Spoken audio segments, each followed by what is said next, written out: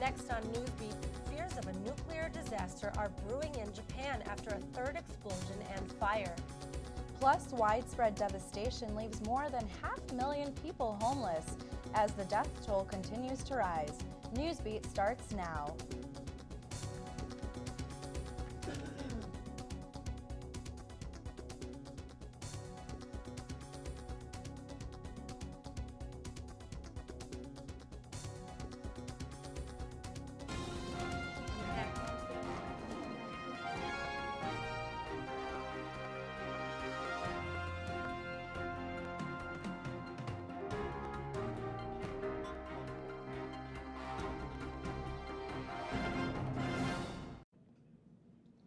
Good morning, I'm Veronica Clough. And I'm Allison Rodriguez. We begin with Japan's nuclear crisis that continues to escalate. Here's the latest. Radiation is now spewing after a third explosion rocked a nuclear plant in Fukushima damaged in last week's quake. 140,000 people within 19 miles of the plant have been told to stay inside to avoid radiation exposure. Elevated levels of radiation have already reached Tokyo. Newsbeat's Catherine Gamby is here with more on our top story. Catherine? Fears of radiation are adding to the misery across Japan's shattered northeast coast. Government officials are now scrambling to prevent a nuclear disaster. In the latest incident, workers were struggling to prevent meltdowns of 3 reactors at the site in Fukushima when the 4th reactor blew. The fire that followed is believed to be the source of the elevated radiation. As many as 800 workers had to be evacuated. 17 U.S. military personnel were exposed to 1 month's worth of radiation in just an hour during a rescue mission. Elevated levels of radiation were also detected aboard the USS Ronald Reagan, stationed 100 miles away. Fears of a nuclear meltdown have overshadowed the humanitarian crisis on the ground.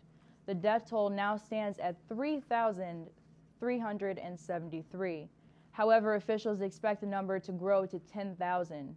At least 6,700 people are still missing. Officials say nearly 500,000 are living in shelters. Some 91 countries, including America, as well as numerous regions, are now offering assistance. Experts predict the earthquake and tsunami will rank among the costliest natural disasters on record. Reporting for Newsbeat, I'm Catherine Gamby. Donations have been pouring in to help the victims of the earthquake and tsunami. So far, the American Red Cross has raised more than $1 million through text messages. If you would like to help, grab your phone and text Red Cross as one word to 90999. A $10 donation will be charged to your phone bill. Chicago O'Hare's airport expansion plan will finally be taking off again. Mayor Daley has reached an agreement with American and United Airlines worth almost $1.2 billion that will add 3 runways and pay for other improvements at O'Hare. The plan stalled after a legal battle between the city and the airlines 2 years ago. Both parties are scheduled to meet again before March of 2013 to work out payment for the rest of the expansion plan. It's a story that broke last week and continues to cause controversy. A Northwestern professor allowed a female subject to be sexually aroused in front of his class. Our very own John Treeweiler joins us live in the newsroom with the latest. John? That's absolutely right, Veronica and Allison. Respected Northwestern psychology professor John Michael Bailey may have successfully tainted his career and his reputation after he allowed a live sex show to take place in front of his class. I do think it was unnecessary for the purposes of educating the class about the topic. I think it was a little over the top, but I don't think it's worth the whole world going crazy over it. That's the reaction from some students, but administration is taking this much more serious.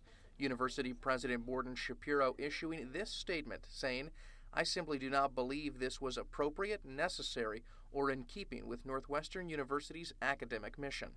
It was here at the school's Technological Institute where nearly 100 students gathered for Bailey's human sexuality class, and afterwards saw a live sex show where Ken Melvin-Berg of Weird Chicago Tours demonstrated a saw-like power tool turned sex toy on his fiancée. causing her to orgasm. Now, Professor Bailey didn't respond to our request to talk on camera, but he did release this 3-page statement, not really apologizing for the incident, more so defending it. In the statement, Bailey says he hesitated only briefly before saying yes, later going on to say, "I certainly have no regrets concerning Northwestern students." Victoria Shannon, a humanities and social sciences professor at Columbia College Chicago, frequently has guest speakers of at times similar nature, but says that she would never tolerate something like that. I don't think that a college professor should be holding events where there is sexually explicit behavior, regardless of whether he had their permission or not. Now, Northwestern President Morton Shapiro has called for a full investigation of this incident. As for Professor Bailey, he is still teaching and says he has not yet been contacted by the investigation committee. Veronica and Allison. Thanks, John. The cash-strapped CTA will be spending $600 million on hundreds of new rail cars. Officials say the cars will offer a smoother and quieter ride. The rail cars were given a test run last month. The CTA is running further evaluations on the cars because of some glitches in the brake system last May. Only a few weeks after electing a new mayor, Chicago residents are returning to the polls. Early voting is now underway for 14 aldermanic seats. Most races were won outright, but in 14 wards, candidates were not able to get 50% of the vote, leading to a runoff between the two most popular candidates.